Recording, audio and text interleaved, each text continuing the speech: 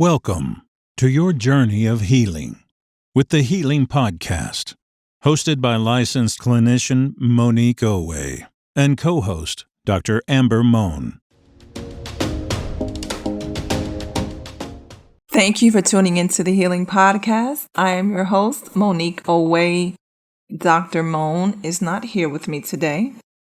So today's topic is, who and what are you entertaining and why? Okay, so this topic is about things that you're focusing your attention on or people and the reason you're doing so. We would hope that the things we focus on our attention on or the people are people who are either adding value to us, who are pouring into us in a good way, who are somehow contributing to our well-being and our success.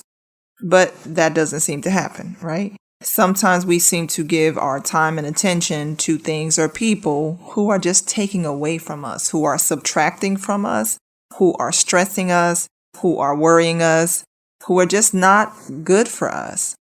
And you would think that's simple, just stop doing it, right? But it's not, because people do it all the time. And what happens, what happens a lot of times? It creates anxiety. It creates a distrust in people.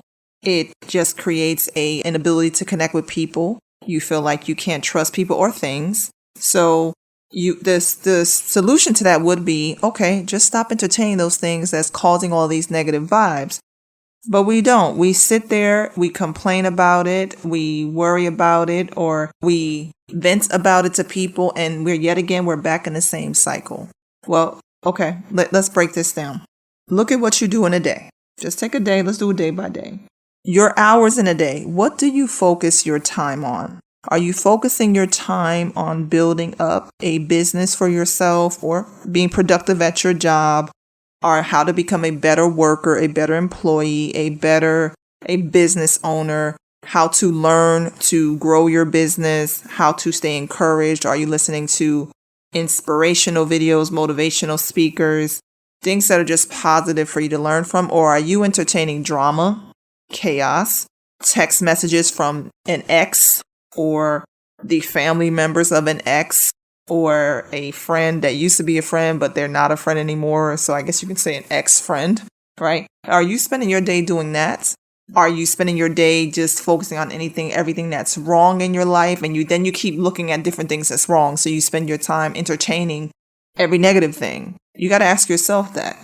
And so, simple question to you, how is it helping you? Whatever you're entertaining or how is it helping you? Is it making you better or is it making you feel worse? Why do you sit in that? Like, let's break down relationships, right? Sometimes you'll hear the joke or the comment nowadays that people will say the dating pool has pee in it, right? And you can laugh at that and you feel like somewhat it's true, because some of these things going on right now, it's crazy in the dating world. It is. It's not necessarily as simple as it was back in the day when we didn't have so many distractions like social media, when you can maybe just meet somebody, try to get to know them, see if they were serious in a relationship or about pursuing something and go forward, right?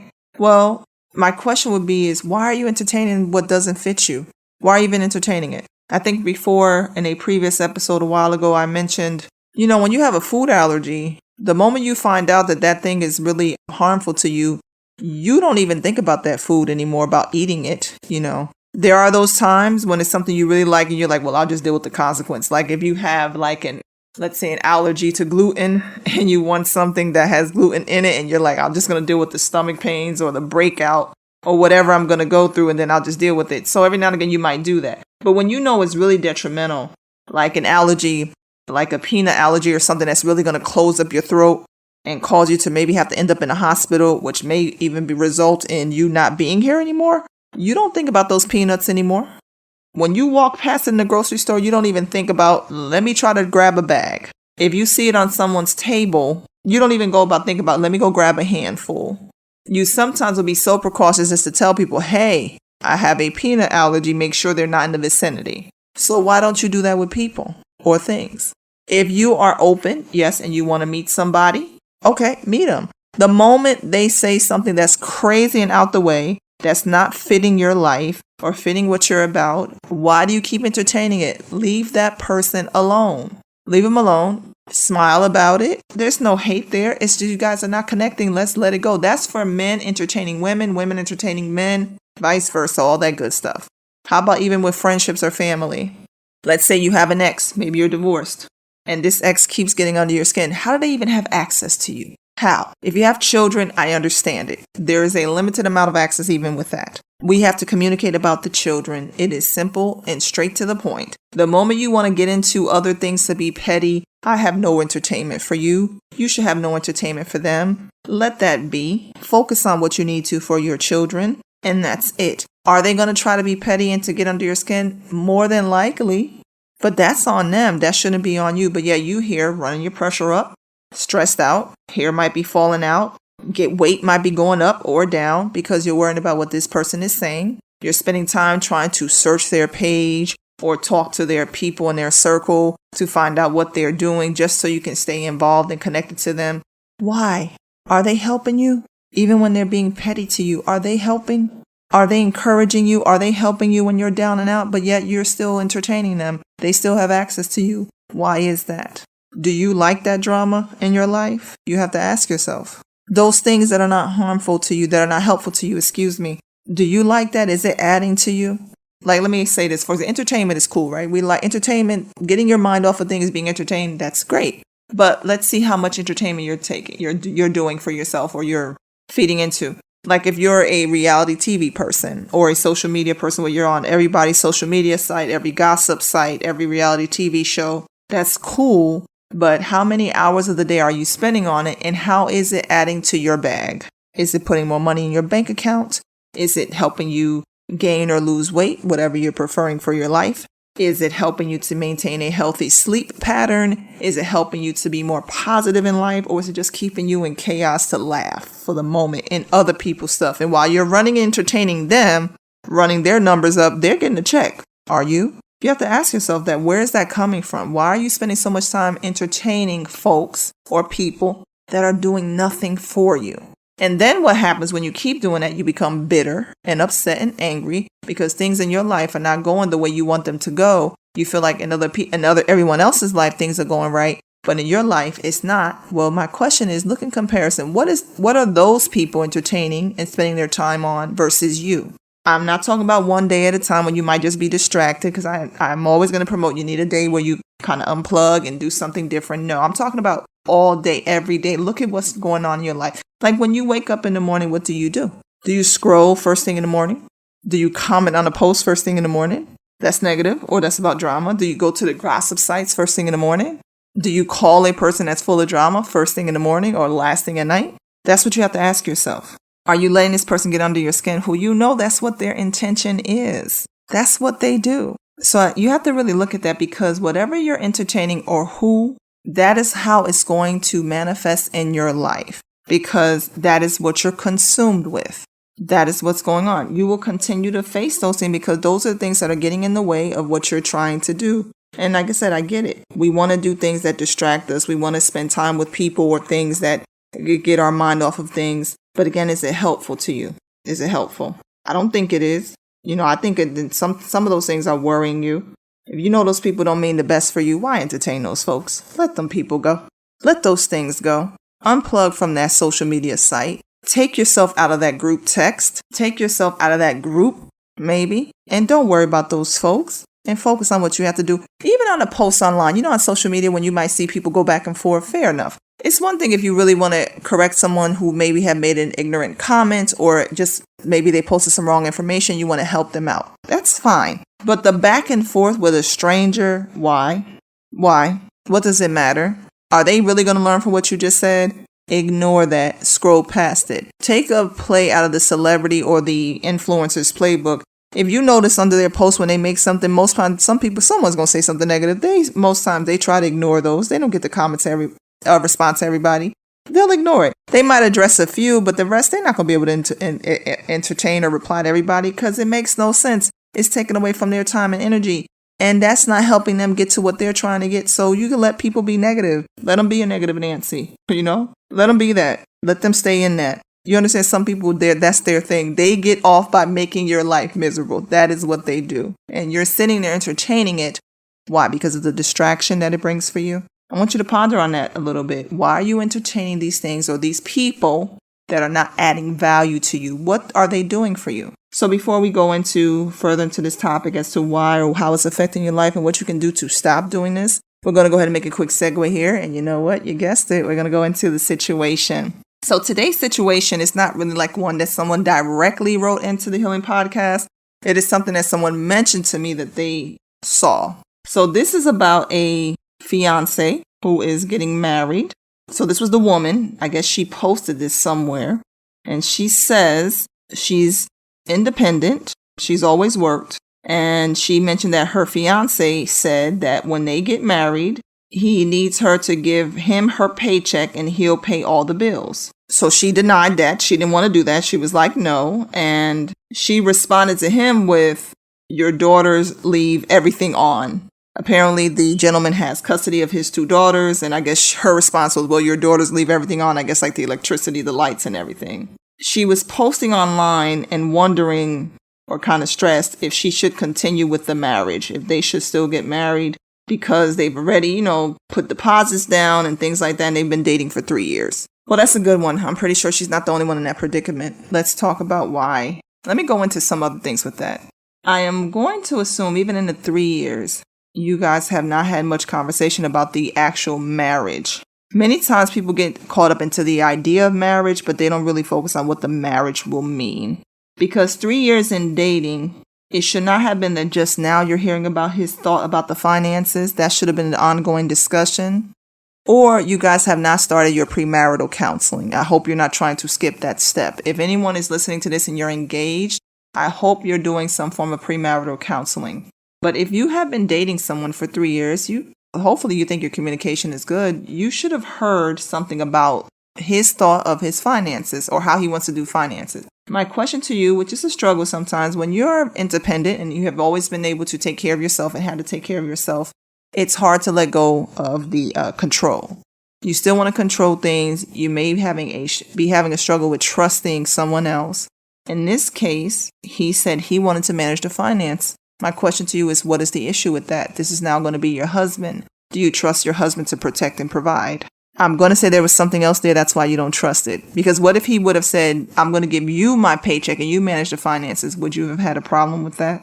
Probably not, because you're going to be the one to manage everything, to control how things go. I think you have an issue with trusting that he can manage the finances. And here's the thing. Is it a joint account? Are you really giving him your paycheck is going into a joint account, I'm assuming? Even if you guys agree that you'll have your separate savings and he'll have a separate savings and you have one that you save together and one checking account joint together, are you really relinquishing your paycheck to him or is it to the household? And then as far as his daughters, well, you've known he's had 2 daughters. I don't know when he gained custody, if that was recent or he's had custody. Have you had a discussion or have you thought about how that would affect your life? Those are his daughters who are now going to become your stepdaughters. Now, I don't know where their mother is, if she's involved or not, but those are now also your children. So why is this not a discussion as to, okay, listen, the rule of, hey, don't leave the lights on, turn things off. That's fair. That's a simple discussion that you can have with him about how to raise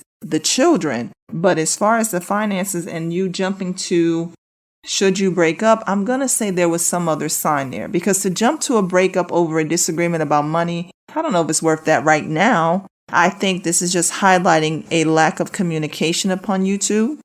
I don't know if it's worth you calling off the wedding, but it might be worth postponing it a little bit and discussing what both of your views are with money. Do you want to manage your own finances and he manage his own? Do you still want to live independent, but you're together in a union? See, I think people forget that. A marriage is together. It's a bond together. You guys should continue to have discussions about how you want to manage things together. It can't be that you're together but separate. That's not going to work for a marriage. So for you, what I will say is, I don't know if it's worth calling off the wedding, but the fact that you jumped there, if you think it is, a deposit is nothing. Yes, it's a loss of money, but you'd rather lose a deposit than lose all that you will lose if you end up in divorce. So I would say have continued discussions with him.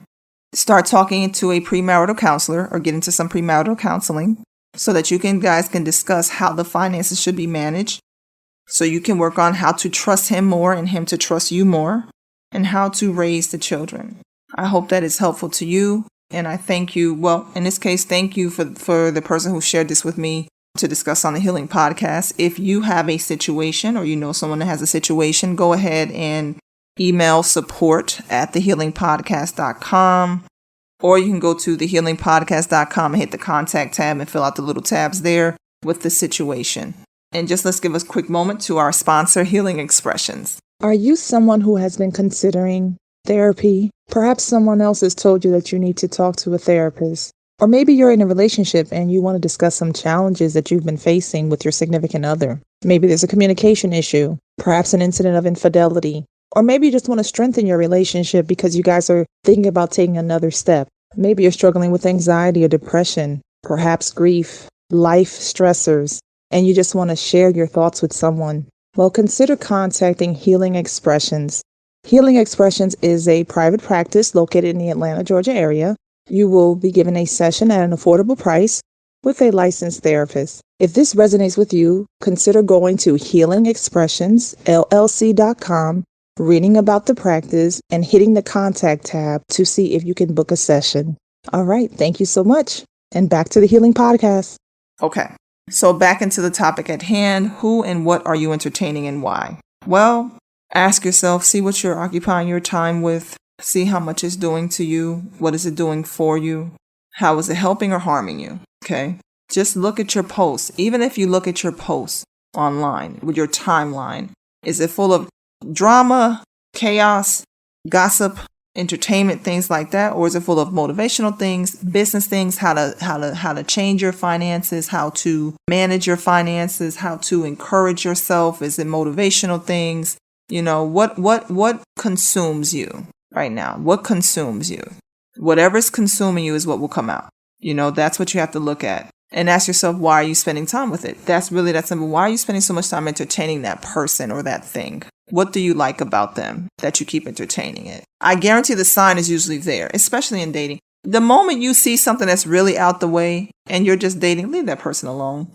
That doesn't mean you have to be rude. They just mean they're not for you. They might be a cool acquaintance to chop it up with sometime to talk about things, but that's it. It's not going to be anything else. If it's a actual relationship and you keep entertaining and it's not fulfilling you, I'm not talking about a marriage yet. That's a little deeper when you have to talk about the divorce. But if you're in a relationship and it's no longer fulfilling you, why do you keep entertaining it?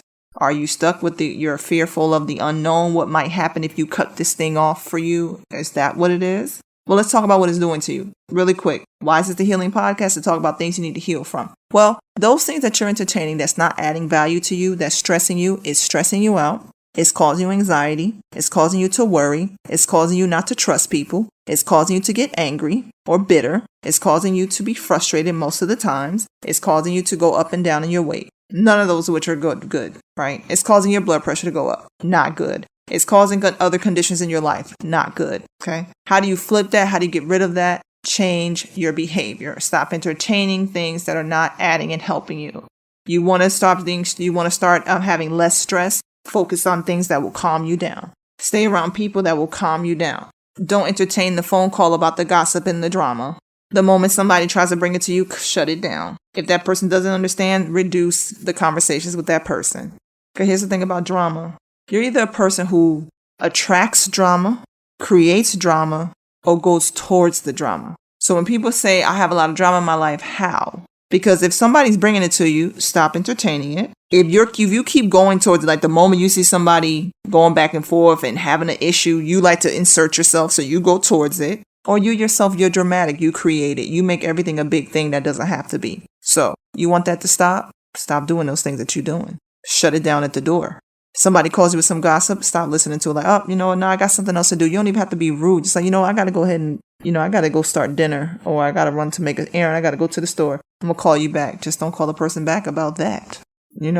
You're creating in your life. Everything is a big issue. Is it? Look at yourself. How much is you? How much is the other person? Whatever you can control it. Whatever you can't, let it go. You only can control you. So do your part.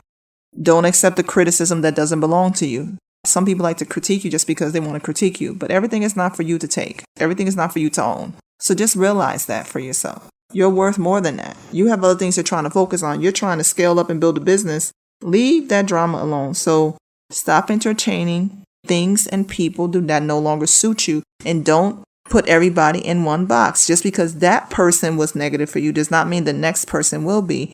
Go ahead, recognize the sign, and you keep going.